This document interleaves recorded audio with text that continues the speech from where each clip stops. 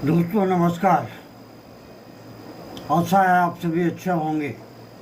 आज हम बात करेंगे गर्दन की उन दो महत्वपूर्ण रक्त वाहिनियों की जिसे कैरोटिड आर्टरी और वर्टिब्रल आर्टरी के नाम से जाना जाता है, जिनका संबंध मस्तिष्क रक्त प्रवाह से है। इन धमनियों में दर्द या सूजन केवल सामान्य दर्द नहीं होता, बल्कि कई बार यह मस्तिष्क या हृदय की गंभीर समस्या की संकेत देती हैं। आइए हम समझते हैं कि इसके कारण, लक्षण और पैथोफिजियोलॉजी क्या है। एक साधारण परिचय, anatomy and function. Carotid artery गर्दन के दोनों ओर होती है, जो मस्तिष्क और चेहरे तक रक्त पहुंचाती है। ये है कैरोटिड आर्टरी। इसके बाद आती है वर्टिब्रल आर्टरीज। रीढ़ की हड्डी स्पाइन के अंदर से ऊपर की ओर जाकर ब्रेन स्टेम और सेरिबेलम को रक्त देती है। इनमें किसी भी प्रकार की रुकावट, सूजन या स्पाज्म से दर्द, चक्कर और चेतना की गड़बड़ी हो सकती है। कारण क्या है? कैरोटिड आर्टरी पेन के कारण एथेरोस्क्लेरोसिस, धमनियों में चर्बी यानी कि कोलेस्ट्रॉल जमा होना, कैरोटिड आर्टरीज, धमनियों की सूजन, कैरोटिडीनिया, कैरोटिड सिंड्रोम, एक तरफा गर्दन में दर्द जो जबड़े या कान तक फैलता है, थ्रोम्बोसिस या एम्बोलिज्म, रक्त के थक्के से ब्लॉकेज, हाई बीपी या फिर एंजाइटी, धमनी में दबाव बढ़ना। वर्टिब्रल आर्टरी पेन के कारण क्या है? सर्वाइकल स्पॉन्डिलोसिस, गर्दन की हड्डियों से धमनी पर दबाव, vertebral artery compression syndrome, neck injury, disc prolapse, hypertension, diabetes और एथेरोस्क्लेरोसिस। रोग क्रिया विधि, पैथोफिजियोलॉजी।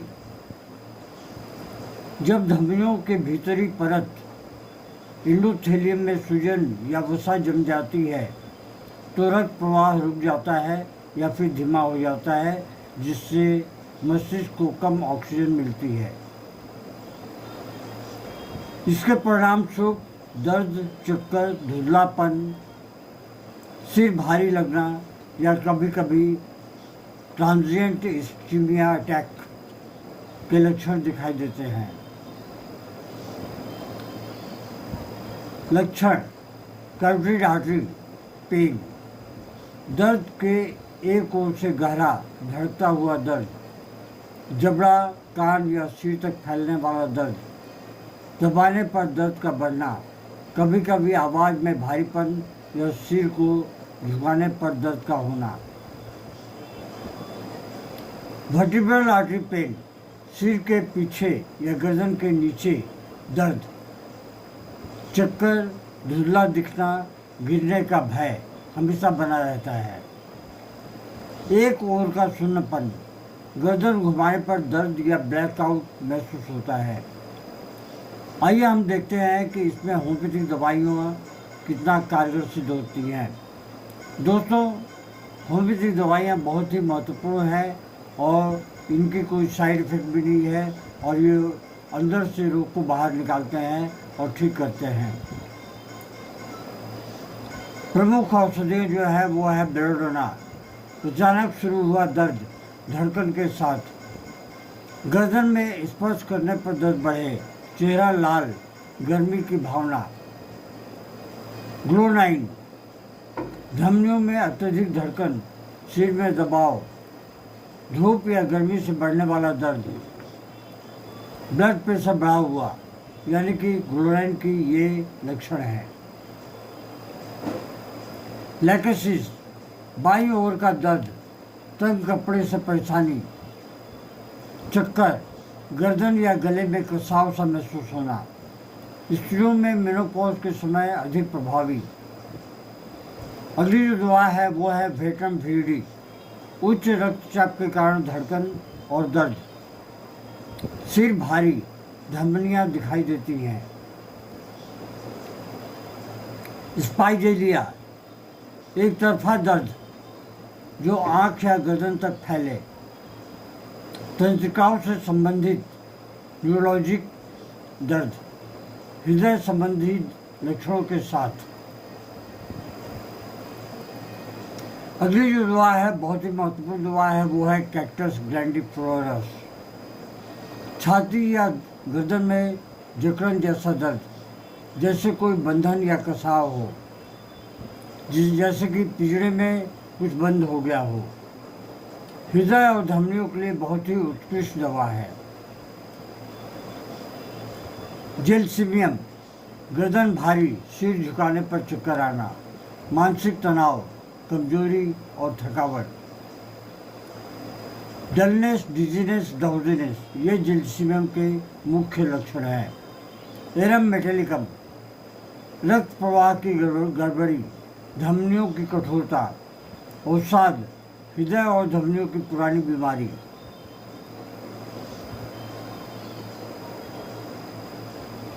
दोस्तों, आइए हम आगे बढ़ते हैं, नोसोर्स और सार्कोड्स की तरफ में चलते हैं। कोलेस्टेरिनम, धमनियों में वसा जमाव के लिए। एड्रेनालिन, रक्त प्रवाह और दबाव नियंत्रित करने हेतु। कार्डिल, हार्ट सार्कोड है, हृदय और रक्त वाहिनियों की शक्ति बढ़ाने के लिए। अगली जो दवा है वो है थायरॉयडिनम, मेटाबॉलिज्म और फैट डिपोजिट नियंत्रण हेतु। दोस्तों, सबसे बड़ी दवा जो है वो आपकी है जीवन शैली। जीवन शैली को अगर सुधार लेते हैं, धूम्रपान, शराब और तली चीज़ों से परहेज करते हैं, रोज योग, विशेषकर भ्रामरी, अनुलोम विलोम, ये योग अवश्य करें। स्ट्रेस मैनेजमेंट, गहरी सांसें और ध्यान, समय पर ब्लड प्रेशर और लिपिड प्रोफाइल की जांच करवाते रहें। दोस्तों, कैरोटिड और वर्टिब्रल आर्टरी में दर्द को कभी साधारण गर्दन दर्द न समझें। यह मस्तिष्क तक रक्त की कमी या धमनियों के संकोचन का संकेत दे सकती है या हो सकती है। दोस्तों, आज के लिए बस इतना ही। आशा है आप इसे पसंद करेंगे और ये वीडियो जो है हम अवेयरनेस के लिए तैयार कर रहे हैं। हमारी ये इच्छा है कि लोगों में जागरूकता पैदा हो होम्योपैथी के प्रति।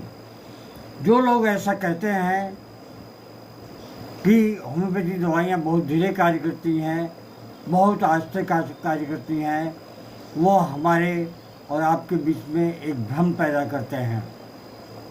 ऐसा कुछ नहीं है, बशर्ते कि आप किसी अनुभवी होम्योपैथिक चिकित्सक से सलाह मशवरा लें और उनसे दवाइयाँ लें,